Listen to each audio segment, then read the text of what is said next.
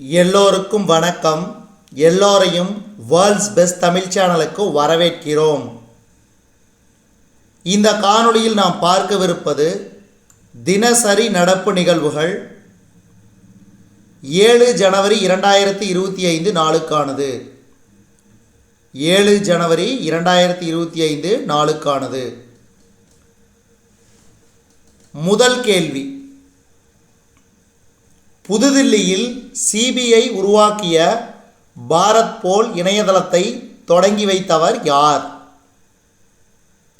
இதுக்கு சரியான விடை மத்திய உள்துறை அமைச்சர் அமித்ஷா. இரண்டாவது கேள்வி, 2025ஆம் ஆண்டிற்கான மத்திய அரசின் நாட்காட்டியை வெளியிட்டவர் யார்? இதுக்கு சரியான விடை அஸ்வினி வைஷ்ணவ். அஸ்வினி வைஷ்ணவ். அடுத்து, இந்தியாவின் மெட்ரோ ரயில் சேவை மொத்தம் எத்தனை கிலோமீட்டர் தொலைவை எட்டியுள்ளது என பிரதமர் நரேந்திர மோடி அவர்கள் தெரிவித்தார்? 1000 கிலோமீட்டர். 1000 கிலோமீட்டர். அடுத்து, நான்காவது கேள்வி, இந்திய தடகள சம்மேளனத்தின் புதிய தலைவராக தேர்வு செய்யப்பட்டவர் யார்? இந்திய தடகள சம்மேளனத்தின் புதிய தலைவராக தேர்வு செய்யப்பட்டவர் யார்? இதுக்கு சரியான விடை பகதூர் சிங் சஹு. பகதூர் சிங் சஹு. அடுத்து, அமெரிக்காவின் மிக உயரிய விருதுகளில் ஒன்றான பிரசிடென்சியல் மெடல் ஆஃப் ஃப்ரீடம் விருது 2024 எத்தனை பேருக்கு வழங்கப்பட்டது? 19 பேர். 19 பேர். இப்போ உங்களுக்கு இதிலிருந்து என்ன கேள்வினா, அதாவது பிரசிடென்சியல் மெடல் ஆஃப் ஃப்ரீடம் விருதை பெற்ற முதல் கால்பந்தாட்ட வீரர் யார்? இது முதல் கேள்வி. கமெண்ட் பாக்ஸில் கமெண்ட் பண்ணுங்க. அதாவது இன்றைய காணொளியோட கேள்வி. அடுத்து, ஆசிய அணிகளிலேயே முதல் அயல்நாட்டு தொடரை வென்ற அணி என்ற சாதனையை எந்த அணி படைத்தது? ஆசிய அணிகளிலேயே முதல் அயல்நாட்டு தொடரை வென்ற அணி என்ற சாதனையை எந்த அணி படைத்தது? இதுக்கு சரியான விடை ஆப்கானிஸ்தான். ஆப்கானிஸ்தான். அடுத்து, ஜம்மு காஷ்மீர் யூனியன் பிரதேசத்தில் ரயில்வே கோட்டத்தை தொடங்கி வைத்தவர் யார்? ஜம்மு காஷ்மீர் யூனியன் பிரதேசத்தில் ரயில்வே கோட்டத்தை தொடங்கி வைத்தவர் யார்? பிரதமர் நரேந்திர மோடி அவர்கள். அடுத்து, இரண்டாவது கேள்வி என்னன்னா, தெற்கு ரயில்வேயின் தலைமையகம் எங்கு உள்ளது? தெற்கு ரயில்வேயின் தலைமையகம் எங்கு உள்ளது? இது இரண்டாவது கேள்வி. அடுத்து, கமெண்ட் பாக்ஸில் கமெண்ட் பண்ணுங்க. எட்டாவது கேள்வி, தெலுங்கானா மாநிலத்தில் சர்லப்பள்ளி ரயில்வே முனையத்தை தொடங்கி வைத்தவர் யார்? தெலுங்கானா மாநிலத்தில் சர்லப்பள்ளி ரயில்வே முனையத்தை தொடங்கி வைத்தவர் யார்? இதுக்கு சரியான விடை பிரதமர் நரேந்திர மோடி அவர்கள். இப்போ மூன்றாவது கேள்வி என்னன்னா, தெலுங்கானா மாநிலத்தின் தற்போதைய முதலமைச்சர் யார்? தெலுங்கானா மாநிலத்தின் தற்போதைய முதலமைச்சர் யார்? இந்த 3 கேள்விக்கு கீழே கமெண்ட் பாக்ஸில் கமெண்ட் பண்ணுங்க. அடுத்து, 9வது கேள்வி, ஒடிசா மாநிலத்தில் ராயகாதா ரயில்வே கோட்டத்துக்கு அடிக்கல் நாட்டியவர் யார்? ஒடிசா மாநிலத்தில் ராயகாதா ரயில்வே கோட்டத்துக்கு அடிக்கல் நாட்டியவர் யார்? பிரதமர் நரேந்திர மோடி அவர்கள். அடுத்து, 10வது கேள்வி, முதல் முறையாக வாக்காளர் பட்டியலில் இணைந்த ஜாரவா பழங்குடியினர் எந்த பகுதியை சேர்ந்தவர்கள்? முதல் முறையாக வாக்காளர் பட்டியலில் இணைந்த ஜாரவா பழங்குடியினர் எந்த பகுதியை சேர்ந்தவர்கள்? அந்தமான். அந்தமான்.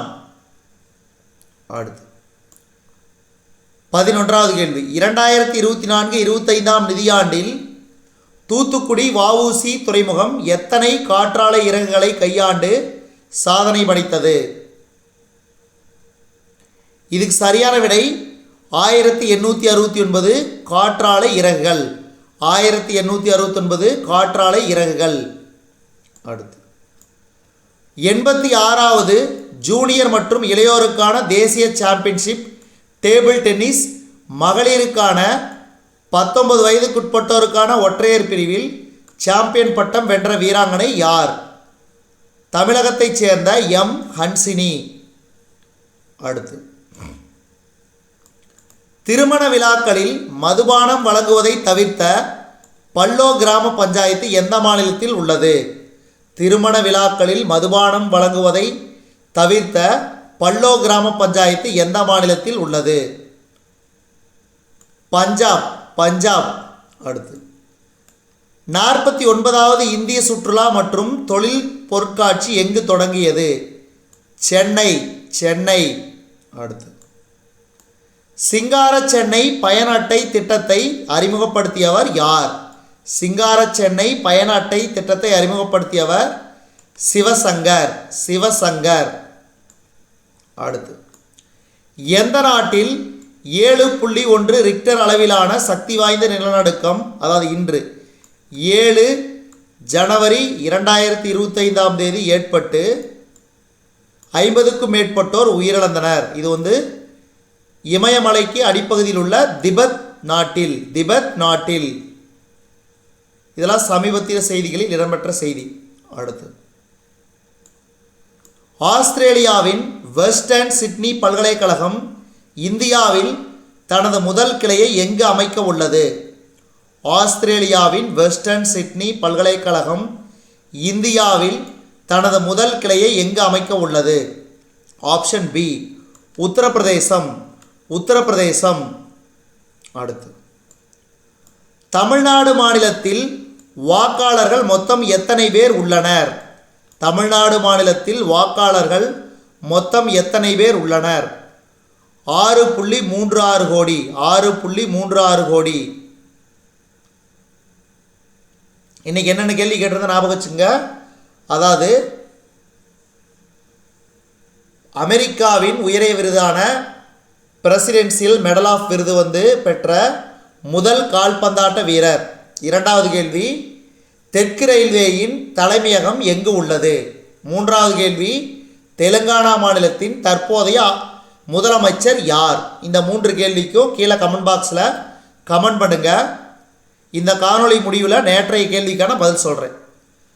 சென்னை எழும்பூர் திருநெல்வேலி இடையே இயக்கப்படும் வந்தே பாரத் ரயிலில் 8 பெட்டிகளிலிருந்து 16 பெட்டிகளாக மாற்ற ரயில்வே வாரியம் ஒப்புதல் அளித்துள்ளது.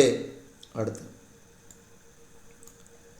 தில்லி உயர்நீதிமன்ற நீதிபதிகளாக வழக்கறிஞர்கள் அஜய் திக்பால், ஹரிஸ் வைத்தியநாதன் சங்கர் ஆகியோரும், உத்தராகண்ட் உயர்நீதிமன்ற நீதிபதியாக நீதித்துறை அதிகாரி ஆசிஷ் நைதானியும் நியமிக்கப்பட்டுள்ளனர்.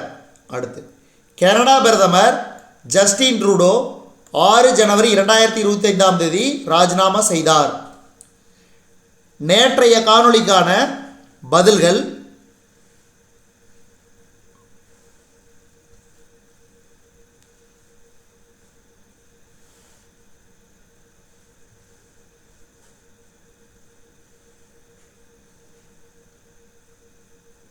அந்த பதிலை யார் கொடுத்தீங்கிறது அதையும் கமெண்ட் பாக்ஸில் நான் சொல்கிறேன். அதாவது நான் காணொளி வாயிலாக சொல்கிறேன் உங்களுக்கு.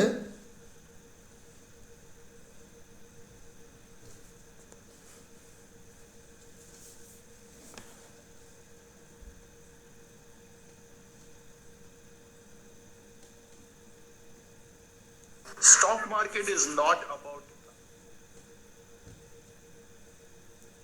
பார்த்தீங்கன்னா, சலீம் அலி தேசிய பூங்கா எங்கு உள்ளது? ஜம்மு காஷ்மீரில் உள்ளது.